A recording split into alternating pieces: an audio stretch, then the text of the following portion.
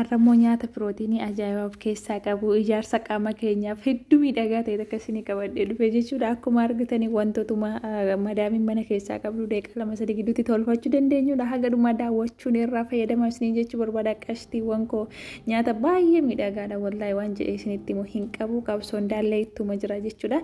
Daallee guddisuu qofaa osoo hin taane ijaarsa qaama keenyaa akkasuma namni tokko yoo nyaate humna qaba yoo nyaate qaama qabaate uffanni illee irraa bareeda yoo nyaate jedhillee akkasuma jabaatee illee hojjetata waan ta'eef nyaati kun nyaata baay'ee pirootinii bareedaa of keessaa qabudha. Ilaaluun irraa fayyadamuu dandeessu isiniin jechuu barbaada. Mana ispoortii nanne qaama keenya sirriitti ijaaree ol nuuf qixxeesse nu miidhagsuudha isiniin jechuu barbaada. Akkuma argitanii wantoota lama qopheeffadhee jira. Inni isaanii keessaa suni ka salaaxaati. Kan inni amma qubaan qabu jiru kun immootu ka juuzii godhuudha. Wanti qubaan qabu jiru kun baay'ee takka nama waa irraanfatuuf dawwaadha jechuudha. Namni waa lafa kaa'ee waa irraanfachuu baay'isuuf saniif nyaatamti jechuudha. Inni immoo loozii fakkaatu loozii biyya keenya fakkaatu kun immootu nama baay'ee yaada baay'isuu akkasuma irriba hin qabne qalbiin isaa tasgabboofne jechuudha yaadaan cinqamu saniif nyaatamti jechuudha. Egaa pirootinii adda addaa waan qabaniif walitti dabalannee dawwaas ta'uu akkasuma ijaaramsa qaamaas ta'uu waa hundaaf waan nu fayyaduuf nutis walitti naqannee fayyadamuu jirra jechuudha. Akkuma argitan gaa kun jookii yookiin kallaataadha. Muuzii illee qopheeffadhee jira akkuma isaanii irratti argitanii daddafee waanan isinitti agarsiisuu barbaadeef viidiyoo dheeraa kan taaneef dubbadhee ariifadheellee dubbadha ariifadheellee hojjedha waan ta'eef na of kolchaa isiniin jechuu barbaada. Akkuma argitan gaa kunoo muuzii kiyyallee haala kanaan qopheeffadhee jira. Maashaallah tabarakallah juuziif salaaxaa nyaata miidhagaa kanarraa hojjechuuf hin deema. Kun damma jechuudha. An juuzitti yeroo baay'ee juuziif damman hin fayyadama. Akkasitti isaan nyaadhu yeroo baay'ee juuzii hin fayyadama jechuudha. Yoo barbaadan dammatti godhachuu dandeessu, yoo barbaanne immoo dhiisuu dandeessu. Kun filannoo keessanidha. Akkuma argitan gaa erga kallaaxaa yookiin jeekiitti walitti qabannee booddee bishaan burcuqqoo tokko itti naqanna. Bishaan itti naqachuu bira hin geenye amma avukaadootti itti naqama isiniin jechuu barbaada. Namoonni baay'een ani cimuu hin danda'u akkasuma qaamni kiyya dabaluu hin danda'u abdii mureeraa minaamin jedha jechuudha. Kun dadhabina maaliif namni biyya lafaa kanarratti osoo qoonqoon isaa isa rakkisnee osoo qoonqootti waan nyaatu ta'e omaayyuu hin taabu jechuudha. Saala 24 rafiitii qofa jechuudha. Yaa lafa kanarraa amma jirtutti nyaattee dhuddee uffattee gammaduu qabda turte jechuudha. Nuti immoo mana madaamii keessa teenye waanuma goggogaa ofitti guuraa oolu osoo hin taane waan arganne nyaata mimmiidhagaa akkasii kanallee fayyadamuu qabna jechuudha. Kun avukaadoo dhagaa hedduun keessan ni beektu. Maashaallah hedduun jaalladha avukaadoo namni akka qotta avukaadoo jaallatan jirtu laata. Hedduu takka natti tola isiniin jechuu barbaada. Akkuma argitan egaa avukaadoo waan tokko qofaaf oola miti. Rifeensattis hin dibamaa, nyaata wajjinis hin godhamaa, bishaan burcuqqoo tokko itti naqadhee jira. Erga wantoota kana qopheeffadhee booddee akkuma argitan kallaxaatti naqadhee jira. Haga inni nuuf daakamutti gaa'ofsuu qabna jechuudha. Habiiboochee haga dhumaatti daawwachuun laayikii gochuu hin dagatinaa.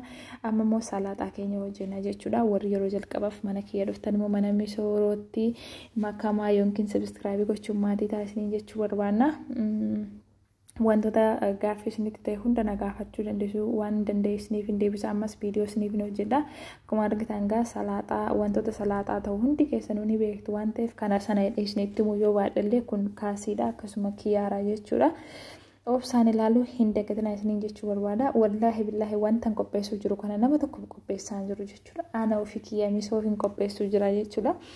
Dalagaa isaaniillee nin dalagaa ofii kiyyaallee waan lubbuun kiyya feete waan fedhii kiyya nin godhadha jechuudha. Warroonni hin sodaanne mana gaarii jirtan akkasuma immoo yoollee mana gaarii jiraachuu baattanis maallaqa keessaniin bitachuu dandeessan waan barbaadan bitadha isiniin jechuu barbaada. Maaliif wanta hojjettan kana yookiin sintu yaala yookiin nama biraa nyaata jechuudha. Namni takka amma lafa kanarra jirutti sila gammaduu qaba ture. Nuti immoo koshinaa keessa wallagaa waan garaa keenya waan hedduu argatu hin dandeenyu. Waan sila karaa qoonqoomoo of qaxxaa'uu hin qabnu maallaqa keenya illee bitachuu dandeenya. Kun basala jechuudha. Basala hedduu takka hin jaalladhaan salaaxaa wajjin. Yeroo ammaa kana osoo nyaati mana keessan jiru ta'ee shiroon, bassoon, biddeen waan hundaayyuu jechuudha ordeeriin manatti namaa dhufa. teknooloojiin guguddatee jira akka isa yeroo durii sana miti.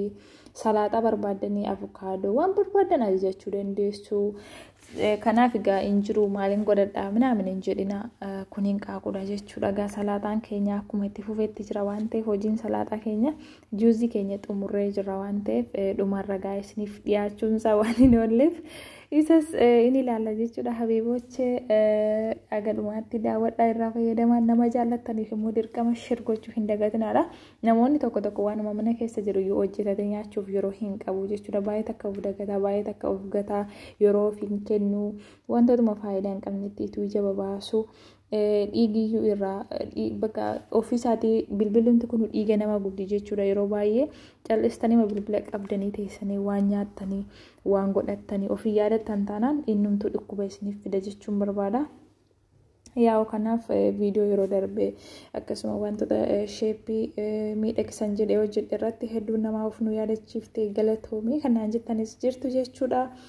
Cal'istaniituma kobosii fi shaayee akkasuma ruuzii goggogaa kana yeroo hunda ofitti hin darbinaadha. Jarru gaafa gadi ba'u waan meeqa nyaatu waan ta'eef isin immoo waan isaan manatti fidanii akka isaan hin barreeni suuta irraa fayyadamuutiin wantoota hedduu waan mana isaanii keessa jiru kanarraa fayyadamaa isinin jechuu barbaada. Kun egaa hin qaaquu affeelliidha isinin jechuu barbaadeetanii ni beektu osoo isinitti mubaadheellee akka hin qaaquu affeellii ta'ee isin jechuu barbaada. Ani hin qaaquu gaafan affeelee qolarraa quncisu yoo miice malee dasnan jedhu miiceera ofii kooti. Isinis yoo barbaadan miicaa isinin jechuu barbaadeetanii habiibochee akkasii qaqqaaleewwan kiyya. Ijoolleen teenya ta'a Oromoo hedduu waliin jabeessinu wallaahi billaahi wanta nu jedhu kana osoo afaan Amaariffaan hojjedha ta'e hedduu tokko naaf ilaala malleedha. Garuu afaan Amaariffaallee hedduun beeku osoma beekellee afaan kiyyaan ala afaan biroo dubbatu hin fedhu jechuudha. Maaliif wanna naasa'u kana akkuma sabni kiyya namni lama sadiillee taatu na dhaggeeffatu barbaada jechuudha. Afaan keessa waan ta'eef isinitti tola jedheen abdii qaba. Akkuma argitan gama mashallah tabarakallah haala kanaan salaaxaa keenya qopheeffannee jirra. Avukaadoo, hinqaaquu, timaatimii, kaasii, basala, kiyaara maal jedheen isinitti magaa'e amma waan ta'een fudhee dhufe gaannis maankaadha jechuudha habiibochee. Haala kanaan gaa yoo namni harkaan itti naqes immoo das namaan jedhu waan ta'eef haala kanaan maankaan itti godhadheetiin jira. Salaaxaan kiyya kana fakkaataa wallaahi maashaallah tabarakallah hedduu takka bareeda. Silaa namni na bira jiraate waan kana namaa nyaadhe qalbiin tiyya hedduu takka gammaddi. Amma gayyaa'u namni na bira hin jiru waan ta'eef kun ashaboo xiqqootti godhadheetiin jira isiniin jechuu barbaada. Duraan biyya keenyatti yoo giixxaalle giixxaanne namni mana jiru taanaan saayibaa ofii waamnee wajjin nyaannaa akkas ture. Amma immoo mana namaa keessa saayibni hin jiru waan ta'eef kun akka argitan maashaallah tabarakallah haala kanaan ofuma keessanii qopheeffadhaadha. Juuziin keenyas qophaa'ee jira. Juuzii avukaadoo hedduu takka natti tolee dhugaa rabbi sanummoo akka nama jennu guutiin burcuqqoo lama qopheeffadhe eenyu wajjin dhuguuf laata. Anattu gaaffiidha isiniin jechuu barbaadeetanii waanuma lubbuun kiyya feete hin godhe malee nama wajjin nyaadhu hin qabu garuu ofuma kiyyaa nyaadha. Haala kanaan egaa kunoo yoo qofaattis waa godhatanii yeroo waa miidhagsan namaafis yeroo waa hojjetan miidhagsuu qalbiin nama baratti waan ta'eef ofuma kiyyaa haala kanaan miidhagsee hojjetadhee jira waan ta'eef isinis ofii keessaniif jecha yeroo ofii kennaadha. Akka nama mana ispoortii dhaqee ispoortii hojjeteetti qaama keessa wal qixxeessee yeroo baay'ee wanti sheeppii namaa balleessu garaan nama guddatee qaamni daalleen kun immoo akka tokko nama ta'e qaamni namaa kan sheeppii dhabu yeroo baay'ee wantoota zayitii baay'atan nyaachuudha. Yaa wantoota mimmiidhagoo wantoota pirootinii akkas of keessaa qaban kana yoo nyaanne jenne baay'ee tokko qaama keenyallee nu ijaaraa. Kun akkuma argite haala kanaan qopheeffadheetiin jira. Qaama keenyallee nu ijaaraa akkasuma qaamni keenyallee ni miidhagaa ni bareednaa yoo waan bareedaa nyaanne ni bareednaa isiniin jechuu barbaada. Haala kanaan egaa maashaallah tabarakallah nyaata daallee nama baasisuu yookiin immoo sheeppii namaa miidhagsuu ijaarsa qaama keenyaaf faayidaa qabudha wantoonni kun jechuudha. Guyyaa biraallee viidiyoo miidhagduun isinitti hin deebi'a jechuudha. Nama jaallattaniif sheer gochuun haala kanaan isinis qopheeffadhaa nyaadha. Warri jaarsa qabdan immoo jaarsa keessaniif godhaa filis jaarsa keessanii wajjin nyaadhaa isin jechuu barbaada. Salaaxaan kun jaarsaafis ni ta'a rakkoo hin qabu. Shamarri yoo deddeebistee nyaattee jettee sirriitti daallee baasaa fi dhiirri immoo yoo gizeema tokko akkuma namni qofaan taane nama maajii nyaate wanti guyyaa takka lamaa waa isaan godhu garuu hedduutti ni heddummeessina. Yoo jaarsaaf kan laattan ta'e sheeppiinsaa sheeppii shamarraniitii isin jala deebi'uu mala waan ta'eef isin jechuu barbaada. Akkasii nyaata kana warroonni nyaata miidhagduu kana godhadhaa. Warri saayiba qabdan saayiba keessanii wajjin, warri immoo saayiba hin qabne qofaa, warri jaarsa qabdan jaarsa keessanitti heddummeessina malee gizee takka yoo isin ijji nyaate rakkoo hin qabu. Akkasii galatoomaa isin jaalladha, isin kabajaa.